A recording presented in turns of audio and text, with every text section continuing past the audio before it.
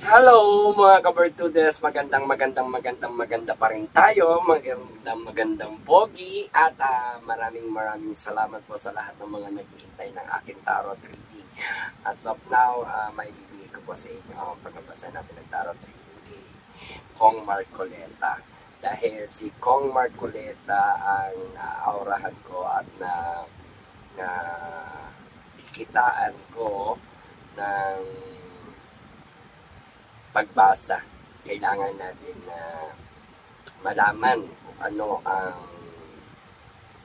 mga nais mangyari ni Kong Marcoleta, ni Rodante Marcoleta. Tingnan natin kung ano yung mga suggestion ng tarot card about kay Kong Rodante Marcoleta. Maraming salamat po sa lahat ng mga gusto magpa-tarot card. Hanapin nyo lang po ang FB ko, Virtudes, para makita nyo at mahanap at makausap nyo po ako. Kaya maraming salamat po sa lahat ng mga nagpa-reserve ng tarot reading online, video call. Maraming salamat po sa inyong lahat. Always tagumpay. Happy lang, good vibes lang, for akin swerte. Always panalo. Ayan, si Madam Virtudes, miss nyo na. So, ayan, syempre may lagi akong kausap sa iba't ibang bansa, sa iba't ibang lugar, at busy palagi, kaya ngayon makapagsingit ako ng ating video. So, ang target natin kay Kong Dante Marcoleta. Okay, tignan natin ang nangingibabaw na enerhiya ni Kong Rodante Marcoleta.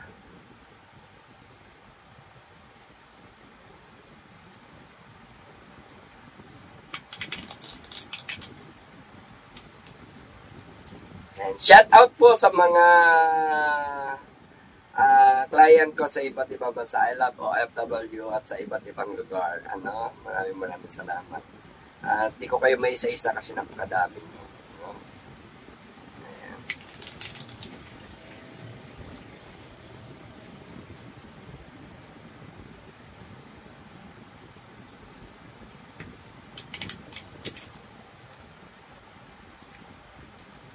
So, tignan natin na nangingibabaw ng tatlong enerhiya kay Kong Marcoleta.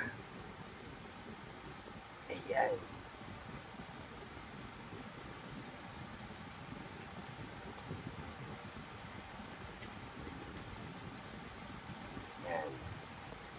Sapagkat may limit at sagrado ang aking gabay at ng tagumpay at karunungang gabay ng tagumpay, dahil ang aking mga gabay ay hindi basta-basta nagpapaintulot ng mga sign of pangitain na maaaring sa akin lang nanggaling, kundi base po lagi tayo sa kanila at sa aking mga tarot card kung ano mga sinasabi sa akin.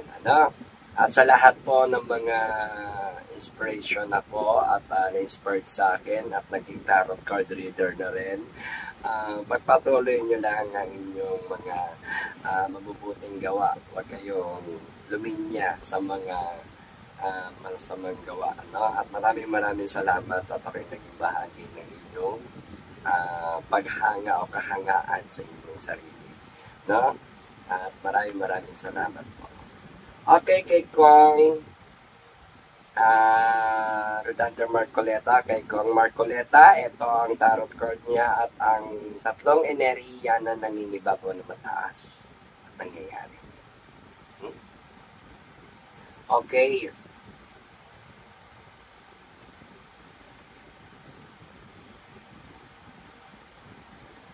Yan. Kalungkutan. Si Kong Marcoleta ay talagang parang nalulungkot sa mga nangyayari sa ating bansa at kalungkutan. Subalit parang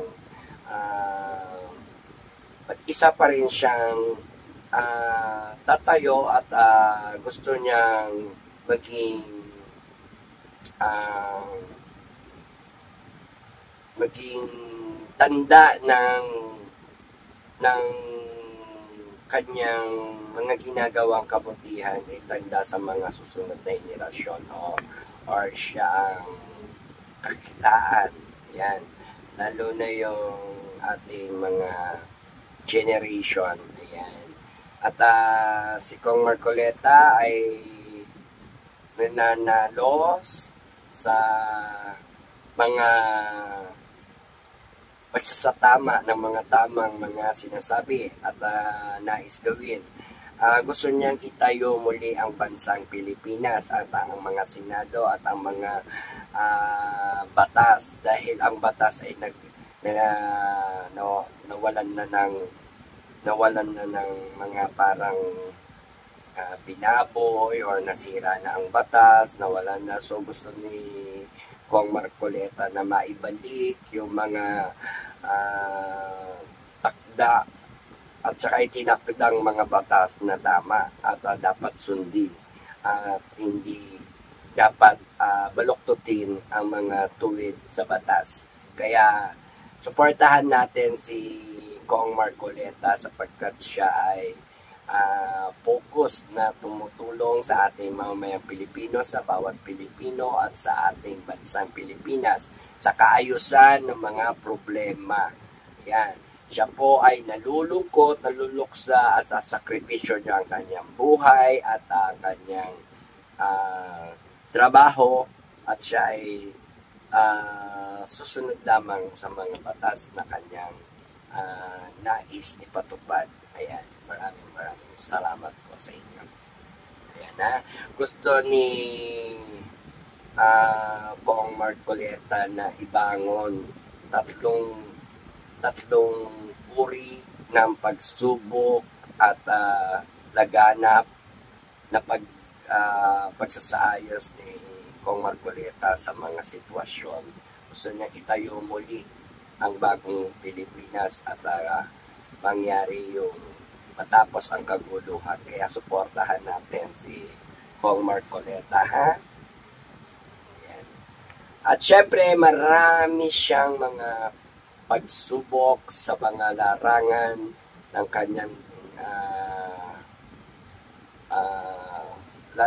kanyang career dahil doon sa kanyang mga haharaping laban o pagsubok dyan sa mga sitwasyon ng kaguluhan. Gusto niya masiayos, kaya marami pa siyang aayusin at marami pa siyang uumpisahan. Ang dami niyang gustong goal na gawin upang matulungan ang mamamayang Pilipino, lalo na doon sa lahat ng klase, lalo na doon sa mga economy, tsaka yung mga bills, ayan, yung mga investment at mga makakatulong at makakamenos sa mga Pilipino. Ayan. At marami pa siyang haharapin. Iisip niya yung mga aayusin niya. Ang dami niyang mga aayusin. Kaya suportahan natin si Kong Marcoleta dahil sobrang dami ng kanyang haharaping mga sasaayos ng mga naging dulot ng problema. Ayan. Kaya magiging maganda ang gusto niya at pangarap niya, maging maganda ang bawat pamilya ng Pilipino at maayos ang pamumuhay at maganda ang kanilang mga kinabukasan gaya ng mga susunod na henerasyon dahil yon ang kanyang mga target na sundan ng mga susunod na henerasyon na ipakita at pagmamalaki siya, mga ginagawa niya o ang tama ng mga susunod na mga henerasyon. Kaya yan. Maraming salamat na napakaganda ng mga plano ni Kong Marcoleta, ni Kong Dante Marcoleta dito sa mga bawat pamilya ng Pilipino. No? Gusto niyang gumaan yung buhay ng mga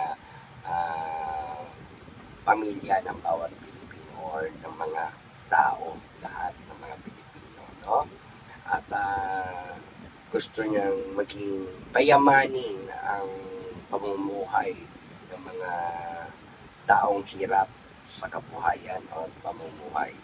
Yan. Kaya suportahan natin si Kong Dante Marcoleta sapagkat siya napakabuti tao at I'm proud to Kong Marcoleta at congratulations and lagi kitang pinagdarasal din dahil simula't simula pa lang nakitaan na rin kita ng good and very good. Basta good, very good. Kaya doon pa man gusto na rin kita na manalo. Kaya pinagdarasal kita noon na lagi ka mananalo sa lahat ng iyong mga pinaglalaban until now para masaayos at matupad lahat ng mga wish mo sa ating mga mamayang Pilipino. Ayan, maraming salamat po. Ayan. At siyempre, tingnan naman natin ngayon ang 7 cards ni Kong Marcoleta. Kasalukuyang nagaganap at hinaharap at paparating. Alright?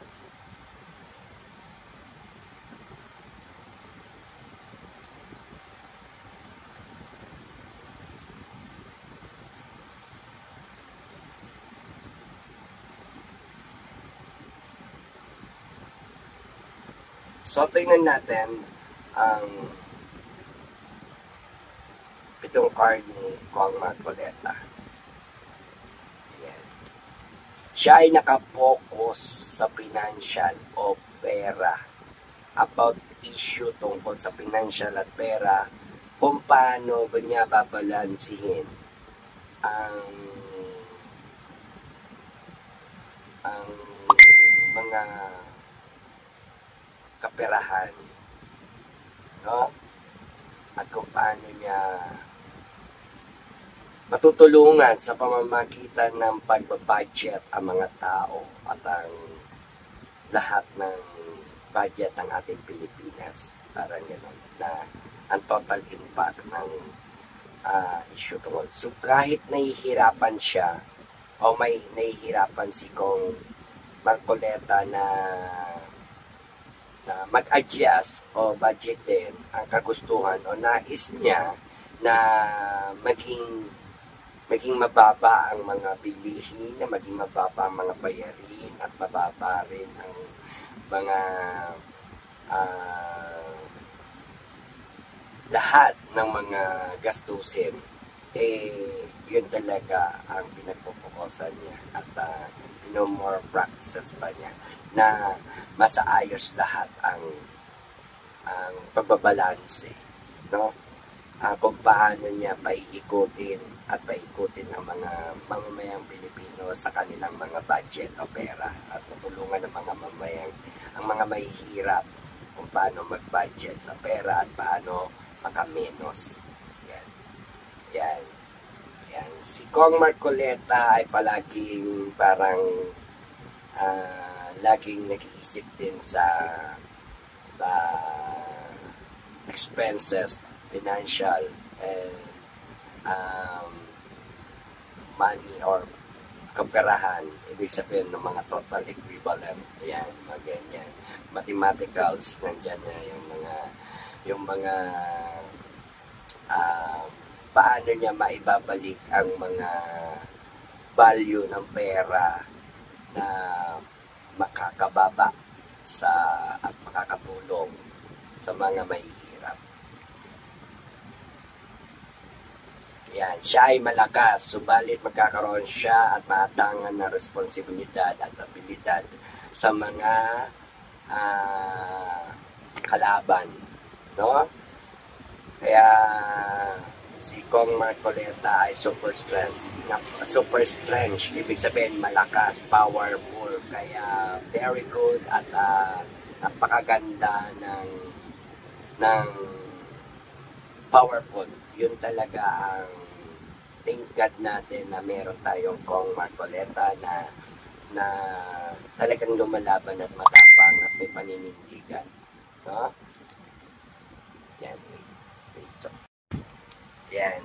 At syempre, dahil sa sobrang lakas at powerful ni Kong Marcoleta, siya yung maninindigan na masaayos lahat ang mga kaguluhan din dito. At ang laki ng tulong at ang laki ng pagbabago sapagkat ang nais din ni Kong Marcoleta ay tiwala at suporta ng mga taong bayan na walang iwanan.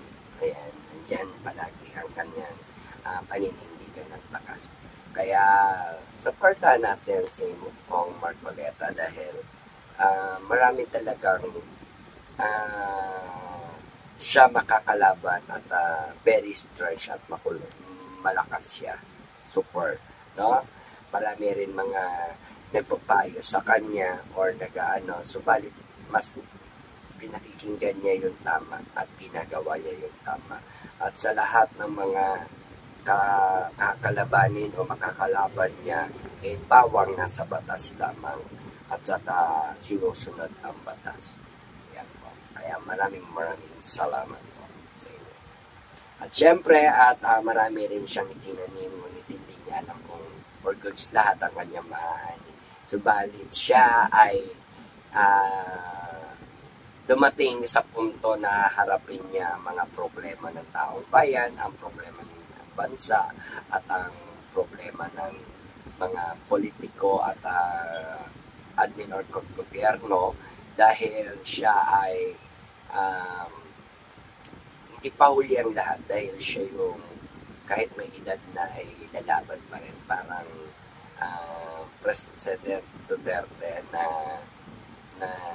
nasa edad na bago pa dumating sa puntong ganyan ang sitwasyon. Kaya mabilis ang lahat ng mga pangyayari at sa karir ni Kong Marcoleta ay laban at kompetisyon. Ayaw niya magpa-distract. Patuloy siyang lalaban at lalaban sa lahat ng mga kakompetensya niya. Kaya sa lahat ng mga kinakalaban niya at itinutuwid niya sa mga kamalian, suportahan natin si Kong Marcoleta dahil very, very strict and straight yung kanyang mga ginagawa, no? Para marating niya yung tagumpay. Kaya yan, tatlo sila magtatagumpay at celebrate at may mga magaganap na ipagtitiwang ang kanyang kahusayan at kagandahang ginawa sa marami ang matutuwa at natutuwa at nagtatagumpay sa tagumpay din ni Kong Marcoleta. Kaya suportahan natin siya at palagi natin ipagdasal si Kong Marcoleta sapagkat ang kanyang health rin ay nasa edad na. Yan. At patuloy siyang nagsosulo at nag-iisa lang siya laban sa lahat at marami rin siyang mga inasikaso. Ayaw na niya magtiwala sa mga ibang tao o sa iba o nang ganun. Basta-basta na lang magtiwala o maniwala. Sapagkat ang lahat ng gawain niya o ginagawa ang gustong gawin ay talagang siya lang talaga ang tinatawag niya na pagsusolo. Siya lang talaga ang gagawa ng lahat ng mga gusto niyang gawin at nais niya mangyari at ayaw na niyang ipagkatiwala ang mga pagkatiwalaan ng mga maling partido or maling grupo o maling tao ang mga kanyang magagandang plano. Kaya ang magagandang plano ni Kong Marcoleta ay ating suportahan. Napakaganda. Maraming salamat po sa lahat ng mga nag-aabang ng aking videos at syempre like and share nyo na to kung nakasubscribe ka na ba. At syempre i-share nyo rin po and like, share and comment at sinasagot ko rin naman po ang inyong mga comment section. Ulitin ko sa lahat ng mga gusto magpa-tarot card reading at gusto ako makausap, i-search nyo lang ang aking FB Virtudes na Virtudes po, Victory, para hindi po kayo malito. Now, at makikita nyo doon, ang profile ko ay mukha ko. At saka, syempre, may sanggol o bata na important. May sign siya na sanggol. Na? Ibig sabihin yan, important or gifted. Since, Excuse me. Yan.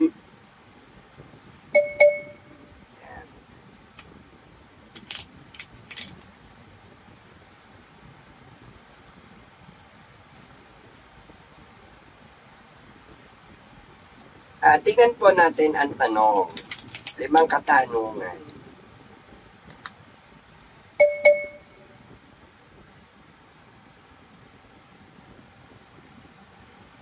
Wait lang po.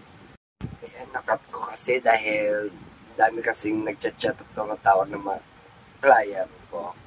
Ayan, kasi marami daw nagtatarot na sobrang mahal. Maningin, I don't know. Basta ako, kung ano lang yung presyo ko, yun lang din po. At syempre, give and take po for exchange energy. Ayan. Kaya, sa lahat naman po ng mga nataro trading ko, satisfied naman po sila. Always tayo legit. Maraming salamat po rin.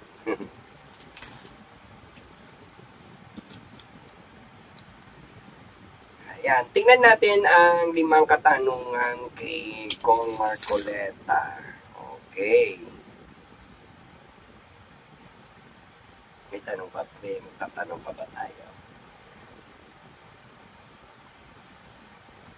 Ayan. Tingnan natin kay Kong Marcoleta kung ano ang tatanong natin, ano,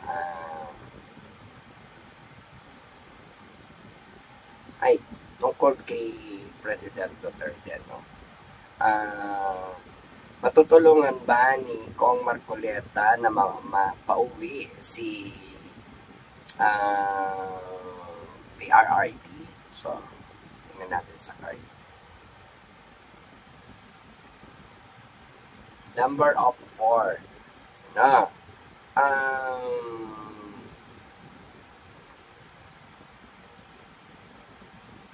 Binabalansin niya kasi yung about sa financial o mga gastusin kay PRRD. Kung paano niya mapapauwi at kung paano niya gagastusan or gustuhin man niya talaga, kailangan ng money, power of money. No? At number of 4, kahit nahihirapan siya, doon siya nahihirapan sa support for the money, kung paano niya babudgetan ang gusto din niyang makatulong, pero gagawa siya ng paraan para matulungan si PRRD. And then, number of 4,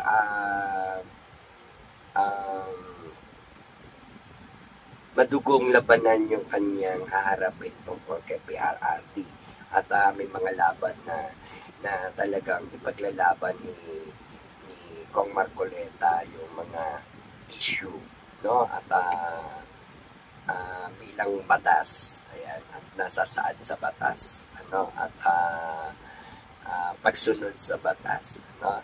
Matutulungan naman po si PRRD, subalit parang nag-iisip kasi si Kong Marcoleta na tungkol doon sa kung paano niya iniisip ni Kong Marcoleta yung gastusin ni PRRD doon sa dahil o doon sa kanyang kulungan. Yung mga transportation, yung money involved doon sa transportation na alam naman natin pag nakakulong siya na magastos, yung ganon na iniisip niya rin. No? Yung mga gastusin. Kaya gusto niya makatulong sa pamamagitan din ng mga pagkontrol sa mga gastusin o makatulong siya na mapauwi si PRRD para walang malaking gastusin si PRRD o sa mga pamilya Duterte. Yan. Yun yung pinaka gustong mangyari, yung point niya na maiuwi dito sa Pilipinas para hindi magastos o sobrang gastos yung pag nandoon si PRRD sa ibang bansa. Yun ang iniisip niya na gawing mas better na tulong at tulungan. Kaya gusto niya makauwi si PRRD. At syempre, malaki ang utang na loob niya rin doon dahil talagang kay PRRD ay talagang isa at kasama niya sa pagkapanalo. Di kaya yun ang mission niya ay gagampanan niya at gagawin niya, tutuparin niya yung mga pangako niya. So, tingnan naman natin ngayon ang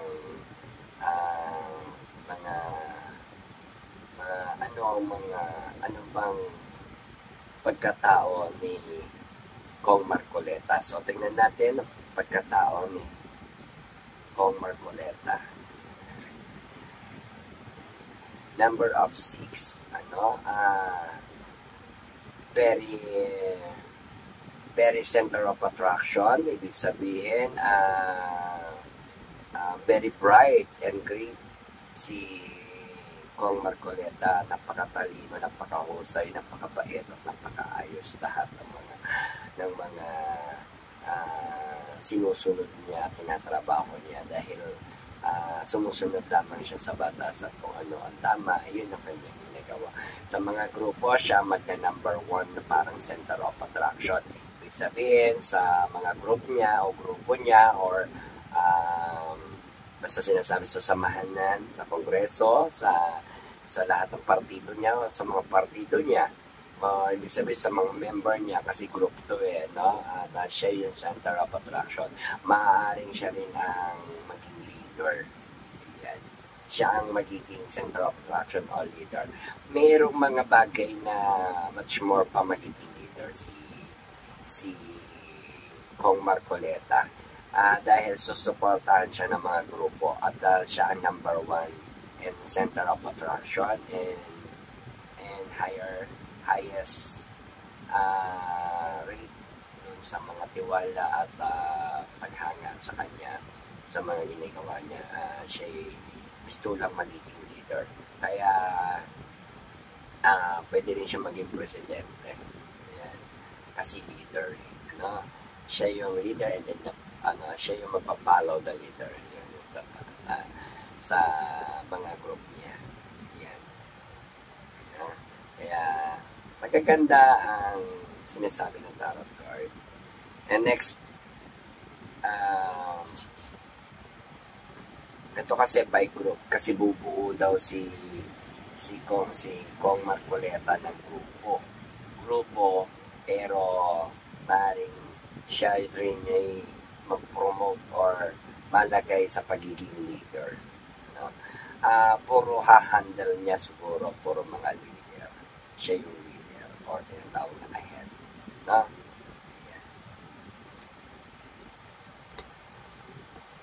So, question number 3.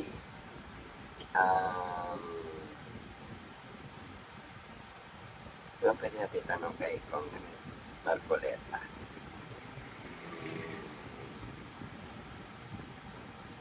Mapapanalo niya ba ang kaso ni Bibi Sara? Ayan, tingnan natin kung mapapanalo ba ni Congress Marcoleta ang kaso ni Bibi Sara.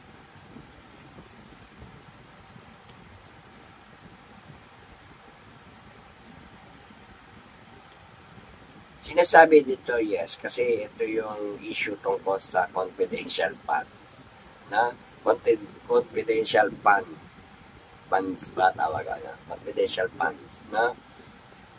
Ito ay may papanalo niya dahil very small amount naman yon na hindi kasing lalaki ng mga big amount ng ibang may mga confidential fund.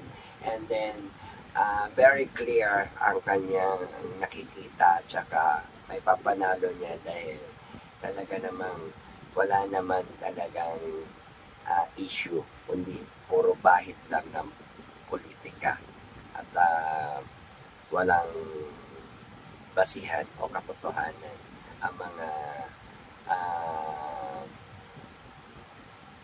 binabatong issue tungkol kay Bibi Sara. Kaya alam niya na magiging resulta may papanalo niya. So very easy, tungkol kasi may papanalo niya kasi ito ay tungkol sa confidential fund. May papanalo niya yung kaso ni Bibi Sara na tungkol dun sa impeachment, ano. So, yan, maaaring mapigilan or may panalo niya o makontrol niya yung mga pinupukaw o binabato na issue tungkol sa impeachment ni BP Sara. No? So, yun, isa yun sa mga inaharap, no? Na ipapanalo niya. At saka ipapanalo niya rin daw yung mga, yung sinasabi kanina ng isang tarot, ng isang card na about kung paano pag-aangin ang pamumuhay sa gastusin ng mga mamayang Pilipino. Yan. And then second card, ano ba pang gusto nyo tanong natin? Pang-apat na tanong.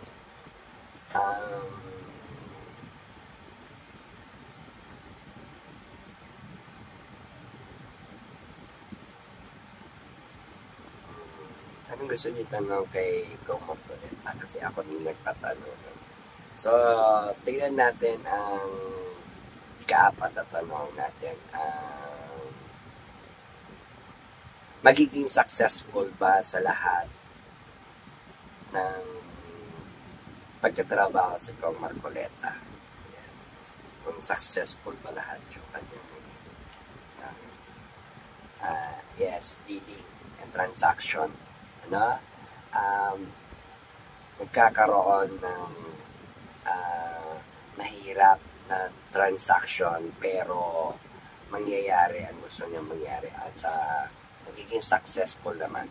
Kaya lang magkakaroon nga lagi ng mga kasunduan or dealing dun sa kanyang mga pinopropose at gusto mangyari.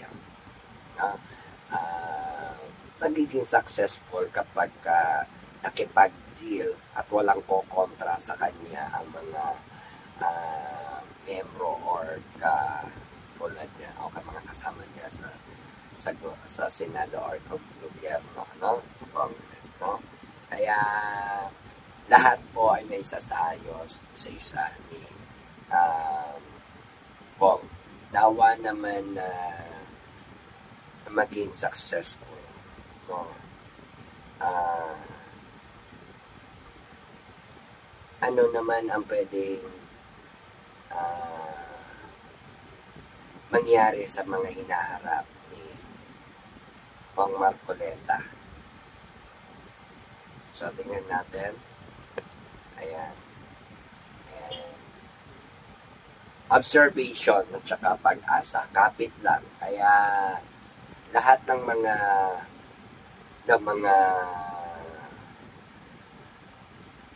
pag-asa natin ng mga mamayang Pilipino o ng pagsasaayos ng bansa at ng mga mamayang Pilipino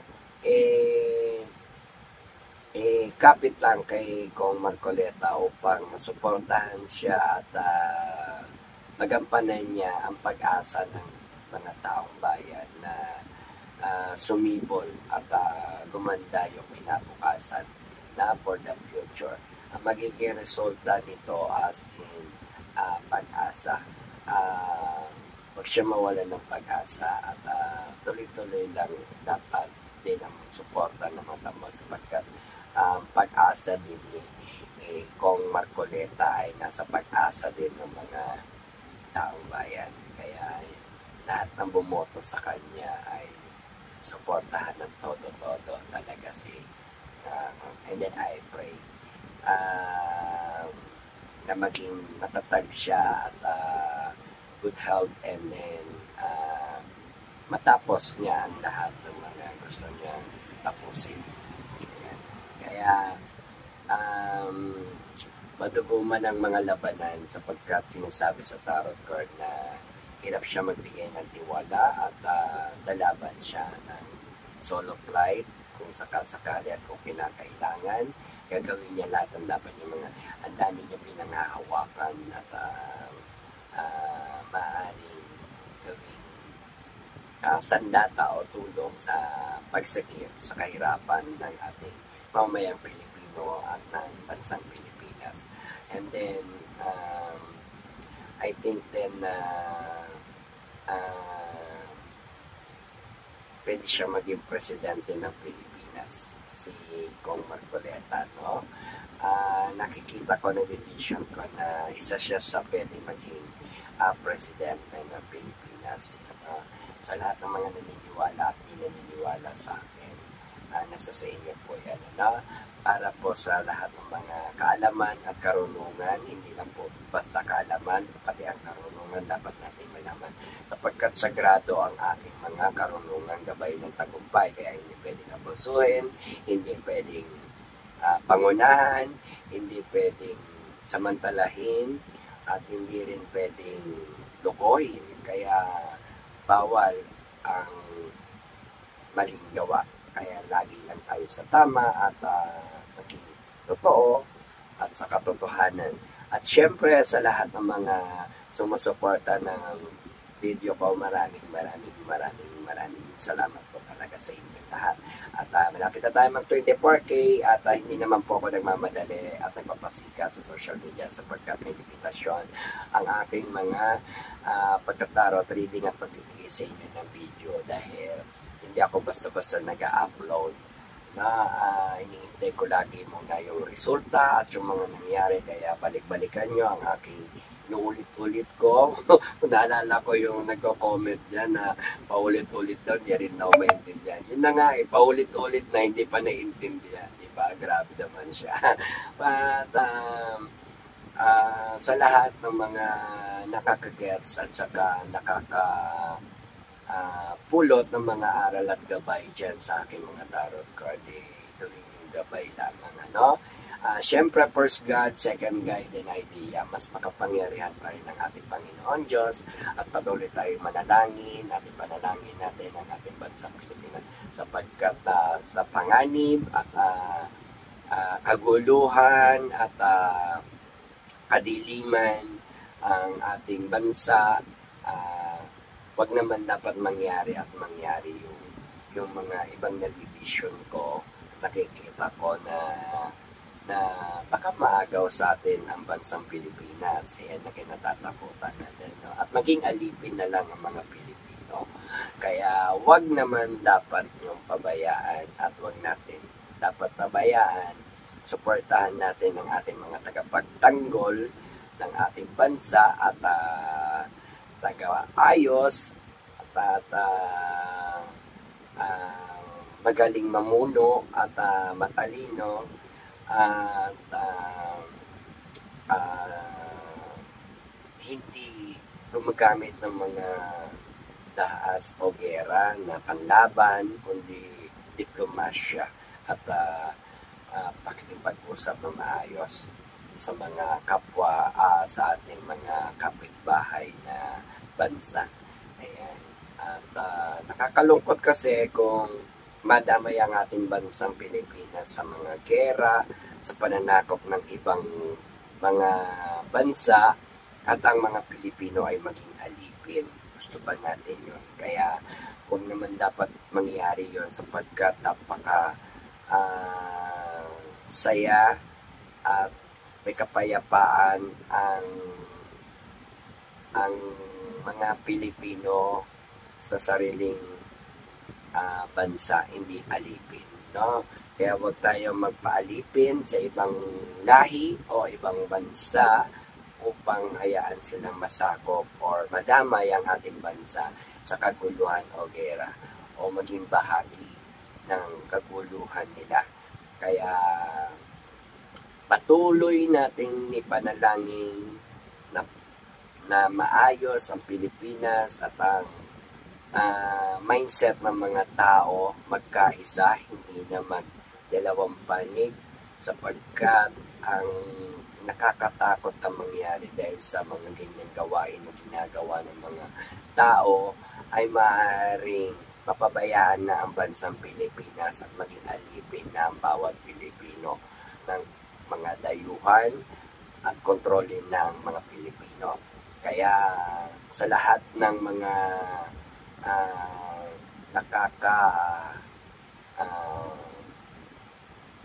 nakaka-advanced thinking o nakakaalam or nagigets nyo yung mga sinasabi ko, doon po talaga patungo. Kaya mag-ingat tayo sa mga masasamang loob at masasamang tao, masasamang plano nila, mga negatibong tao at nahihinang nila lang sapagkat wala silang alam kundi ang mga kasakiman at sariling interes at hindi magagandang gawain. Panalangin natin ang ating buong pamilya, panalangin din natin ang lahat ng mga tao na namumuhay sa Pilipinas. Kung natin hayaan mawala ang Pilipinas o masakop ang Pilipinas ng ibang lahi. Dahil kapag nangyari yon, saan tayo mapupunta, saan tayo dadapunin at anong magiging buhay natin. Kaya sa mga nagdudulong-dulungan dyan at hindi alam ang mga pinagsasabi, ayaw nyong makinig, hindi bahala kayong manginig. At syempre, nakakaawa mga susunod na henerasyon dahil apektado ng mga pangyayari o mangyayari sa mga hinaharap at haharapin pa. Kaya maraming salamat po sa lahat ng mga viewers ko, sa lahat ng mga kabertudes. Maraming salamat po sa inyo. At puntahan nyo lang po yung aking FB, Bertudes, para makausap nyo ako. At sa lahat ng mga gusto magpatarot, pabook kayo at pa-schedule kayo. Sa lahat na nagtatanong kung may bayad po, para hindi po kayo magtaka or exchange your energy and then disturbing hour yung bayad sa aking pagtatarot sa inyo. Kaya, syempre, happy lang, good vibes lang. Akit Suerte, always panalo, always tagumpay. Ang inyong amazing fortune teller, Madam Bertudes, Tarot Reader Philippines. Ayan, maraming salamat po sa inyo. At panalangin natin talaga na makauwi na rin si PRRD. At panalangin natin na maayos na yung mga problema natin. Take note, balikan nyo yung mga video ko ng mga una pa lang. Balikan nyo kung ilang months na yun. Makikita nyo kung ilang weeks, ilang months, o ilang year. Nandun yung nangyayari na at mangyayari at hinaharap ngayon. At makita nyo yung mga what awards na bintawan ko dyan, na naging what awards din ng mga nangyayari ngayon, nagkasasambit ngayon ng mga tao. Kaya sa mga naniniwala at nagtitiwala sa akin at may pangunawa, maraming salamat po sa inyo. At syempre, alam nyo, meron akong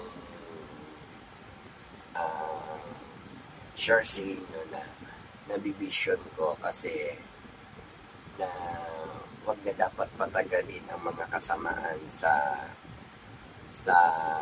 ating hinaharap at haharapin. Dapat yan ay ikat na agad or patigil upang hindi na lumala pa ang sitwasyon at ipalit na kagad or ilagay na kagad yung mga maayos at matitinong tao sa ating gobyerno, no? At hindi mahirapan ang mga mamayang Pilipino sapagkat sobrang hirap na ng buhay, sobrang taas na ng bilihin, sobrang mahal pa ng mga expenses ng tao sa araw-araw, kaya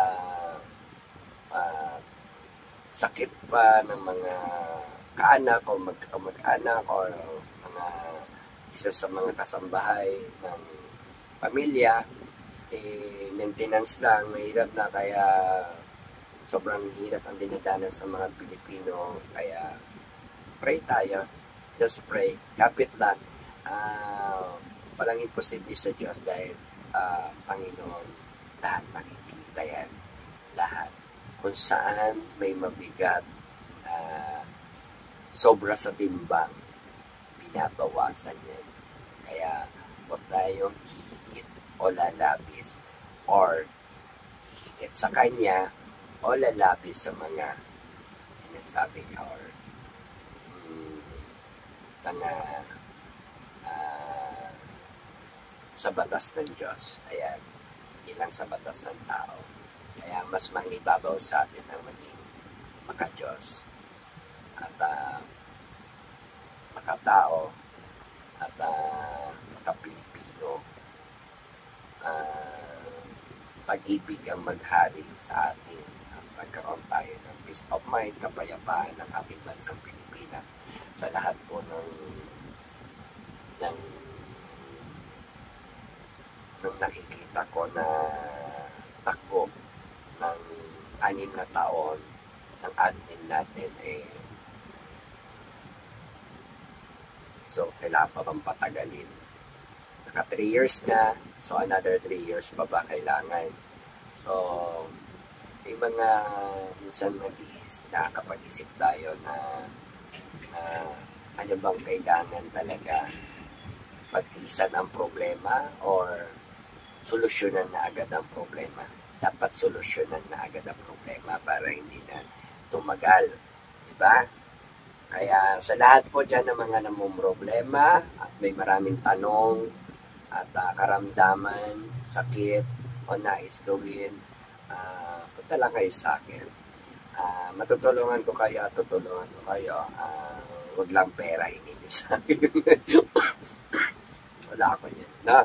Kaya yan. Siyempre, sa lahat naman ng mga nagtatanong sa akin na bakit hindi ako lagi nag-upload, pinaliwanag ko na sa inyo. No? At gusto ko kasi makita talaga resulta. Ayoko kasi ng mga update araw-araw kasi hindi tama yun at hindi maganda yun. Baka matulad tayo sa iba dyan na naghahabol lamang tayo for the views or mga subscriber sa akin. Kahit mabagal ang subscriber ko or viewers ko, okay na, importante may na-upload ako, may naibahagi ako sa inyong mensahe at gabay para sa tagumpay. Dahil ayaw ko rin kasi na kayo ay mapahamak. Kailangan nyo rin ng gabay at kayo ay magabayan. Kaya sa lahat ng mga naguguluhan nandyan at may mga mabigat na pakiramdam, sakit at kamalasan at hindi magandang aura, punta lang kayo kay Madam Bertugas. Babahagi ako kayo ng kagandahang aura at lakas ng karisma ng mga aking swerte. Always panalo, always tagumpay. Sa lahat po, maraming salamat po sa inyo. At puntahan nyo lang ako sa aking FB. No?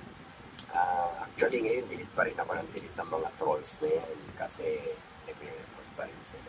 Pero once po na wala yung aking FB, doon kayo pumunta sa YouTube at doon nyo ko makausap or dun sa number ko na ibibigay ko sa inyo. Paano nyo ako nakukunin ng number yan. Kaya, syempre, naantok na naman ako at antok na rin ako. Maraming salamat po sa inyo. Happy lang, good vibes lang para akin swerte. Always panalo, always tagumpay.